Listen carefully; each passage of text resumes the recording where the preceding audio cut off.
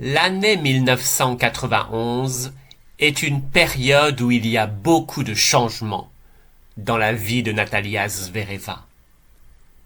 L'Union soviétique disparaît officiellement en décembre. Natalia change de coach.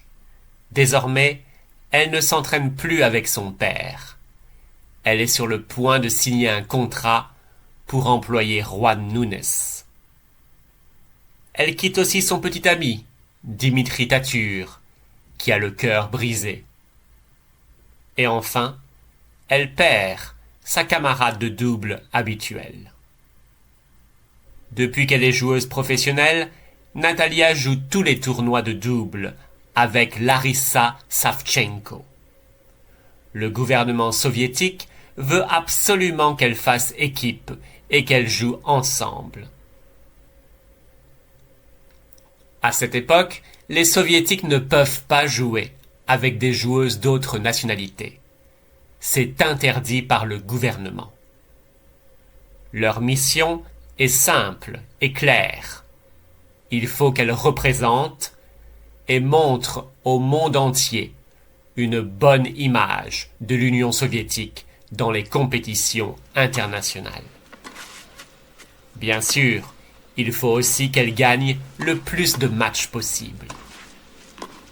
Les deux jeunes femmes forment une des meilleures équipes de la fin des années 1980. Ça joue bien. Elles gagnent Roland-Garros en 1989, en battant Steffi Graf et Gabriela Sabatini. Puis elles réalisent leur rêve en gagnant Wimbledon en 1991. L'Union soviétique est fière de ses championnes. Zvereva et Savchenko sont des héros. En août 1991, après avoir gagné le tournoi de Los Angeles, elles ont rendez-vous pour s'entraîner ensemble. Mais Natalia est absente. Zvereva ne se souvient plus exactement de la raison. J'ai peut-être oublié le rendez-vous, parce que je suis un peu tête en l'air. Ou alors, je faisais une sieste dans la chambre d'hôtel et je n'ai pas entendu le réveil sonner. Je me demande, je ne m'en souviens pas. J'ai une mauvaise mémoire. Larissa Savchenko est en colère et lui donne un coup de téléphone. Ça suffit! J'en ai marre! Je n'en peux plus! Tu exagères. Ce n'est pas la fin du monde. Calme-toi. Non! C'est fini! Je ne veux plus jouer avec toi! Je m'en vais! Adieu! Larissa ne changera pas d'avis, malgré les excuses de Natalia. Martina Navratilova n'est pas étonnée par ce divorce. À vrai dire, je n'étais pas surprise qu'elles ne s'entendent pas très bien. Elles avaient des caractères très différents. Natalia a commencé à voyager très jeune sur les 5 continents, quand elle était encore une adolescente, et elle a découvert l'Occident et de nouvelles philosophies de vie. Elle parlait couramment anglais et pouvait communiquer avec les gens. Elle était très indépendante et cherchait la liberté. Elle détestait qu'on lui dise quoi faire. Pour elle, c'était insupportable. Elle voulait s'échapper du contrôle de l'Union soviétique, du contrôle de son père et du contrôle de son petit ami. Larissa, elle, a grandi en Union soviétique et est devenue joueuse de tennis professionnelle quand elle était déjà adulte. Elle était un peu vieille école. Elle suivait les ordres du gouvernement soviétique sans critiquer. Elle voulait éviter les problèmes, protéger sa carrière et vivre tranquillement. À mon avis, Larissa était sans doute un peu jalouse que Natalia soit plus jeune, plus jolie et plus populaire qu'elle. En fait, Natalia recevait plein de compliments de la part des médias parce qu'elle avait beaucoup de talent. Mais, à vrai dire, Larissa était plus sérieuse et moins paresseuse. Larissa Savchenko explique. J'avais besoin que nous nous entraînions ensemble, régulièrement, pour progresser. Non seulement sur les cours de tennis, mais aussi à la salle de sport. Mais Natalia me répétait tout le temps. Ce n'est pas nécessaire. Ah, c'est embêtant. Je n'ai pas envie. Ça ne m'intéresse pas. Ça ne me dit rien. Je me sens mal. J'ai des courbatures.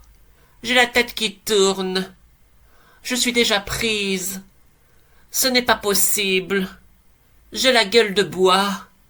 J'ai un empêchement. Une autre fois peut-être. Elle avait toujours des excuses. Il n'y avait pas de solution. Nous n'étions pas les meilleurs amis du monde, c'est vrai, mais nous ne nous entendions pas mal. En fait, je ne suis pas sûre, mais je crois que Larissa m'en veut depuis 1989. Nous nous sommes disputés à propos de ma réclamation au tournoi de Hilton Head. This 24,000, it's not money, just a paper. You know, it's not money. I didn't see that. Elle est venue dans ma chambre après la cérémonie. Elle avait l'air de très mauvaise humeur. « Tu es folle! Tu aurais dû me demander conseil avant de faire une réclamation contre le gouvernement soviétique en direct à la télévision américaine. Mais ce n'est pas possible. Tu exagères. » Comment ça? Ce n'est pas normal que nous ne gagnions pas autant d'argent que les joueuses occidentales? Ce n'est pas juste. Tu ne trouves pas? Tu n'es pas d'accord avec moi? Je ne pense pas que ça soit juste, mais c'est comme ça. Je suis heureuse que mon pays construise des cours de tennis et des stades, m'achète des raquettes, des balles et de jogging, paye mes billets d'avion et mes chambres d'hôtel, emploie un coach pour moi et me verse un salaire tous les mois. Je suis pour le communisme. Vive l'Union soviétique!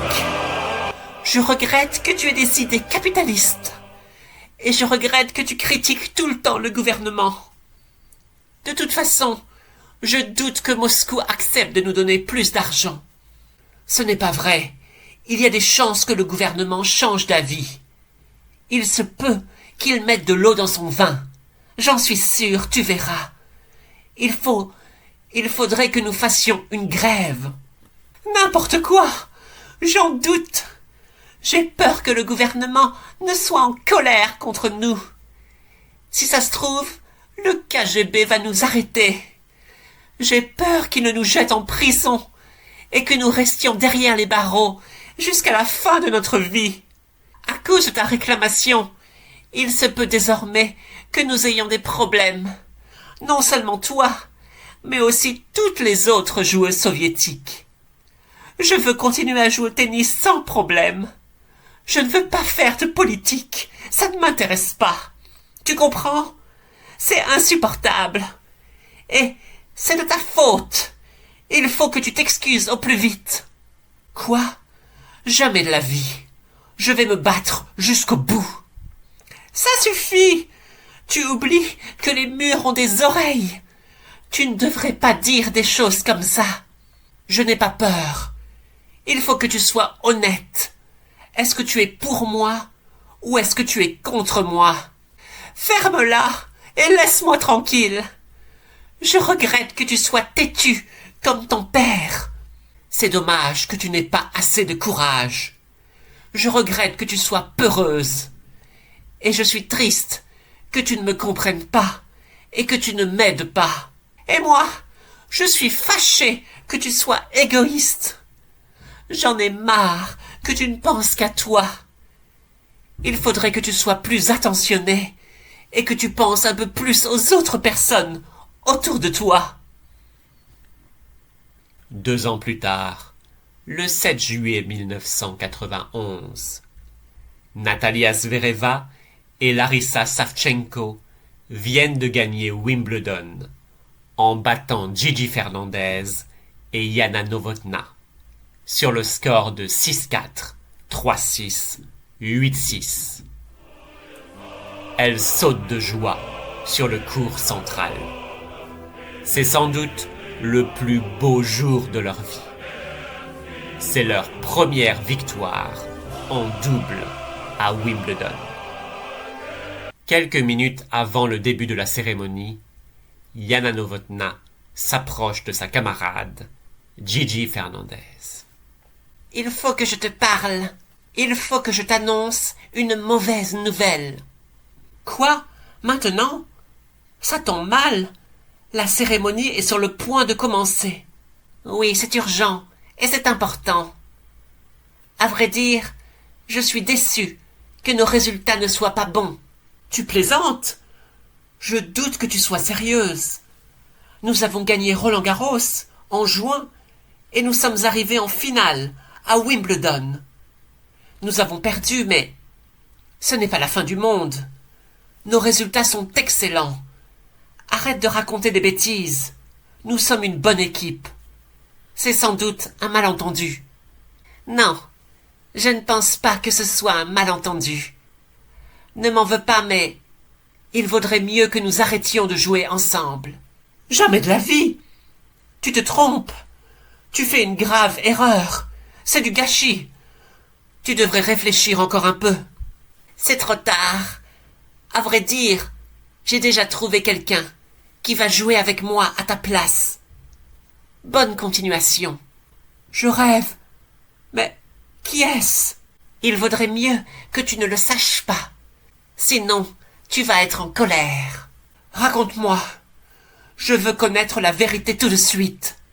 Ou sinon, je vais tout casser. »« Très bien. Je vais faire équipe avec Larissa Savchenko à partir de cet automne. » En fait, Larissa et Jana ont décidé en secret de jouer ensemble. Incroyable. Quel choc. J'ai presque fait une crise cardiaque. C'était comme un cauchemar ou un film d'horreur. Natalia ne savait encore rien. La pauvre. Je faisais confiance à Jana et elle m'a trahi. J'étais désespéré. J'ai crié et j'ai lancé une bouteille d'eau sur Jana. Elle était toute mouillée à cause de moi. Je m'en veux un peu aujourd'hui. J'aurais dû garder mon sang-froid. Jana s'est séchée avec une serviette et elle m'a dit « Je regrette que ça finisse comme ça, crois-moi. Il faudrait vraiment que tu apprennes à te contrôler. Ton mauvais caractère est insupportable. Tu ne vas pas me manquer. Adieu. » Pendant la cérémonie de Wimbledon, je n'avais pas le moral. Tout le monde pensait que j'avais les larmes aux yeux parce que je venais de perdre la finale. Mais ce n'était pas la raison. Ma camarade venait de me quitter. Ça m'a brisé le cœur. Je crois que je lui en veux encore aujourd'hui. Quelques semaines plus tard, en sortant de sa chambre d'hôtel, Zvereva rencontre Gigi Fernandez, par hasard, dans le couloir. Elles se connaissent plus ou moins. Elles se sont déjà croisées plusieurs fois sur les cours de tennis. Gigi Fernandez s'approche de Natalia. « Comment est-ce que vous vous sentez ? J'ai entendu dire que Larissa vous a jeté comme une vieille chaussette à la poubelle. C'est vrai ? Vous êtes bien curieuse, mais oui, c'est exact. Tout à fait. Vous avez raison. Moi aussi, je me suis fait avoir. Jana m'a jeté comme une vieille chaussette à la poubelle. Je suis embêté. Mais je viens d'avoir une idée. Et si nous faisions équipe ensemble? Je propose qu'on s'appelle l'équipe des vieilles chaussettes. J'ai pensé, Gigi a le sens de l'humour. Ça me plaît beaucoup. J'ai répondu, oui, pourquoi pas?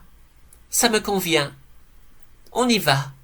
Et j'ai accepté sa proposition sans hésiter et sans réfléchir.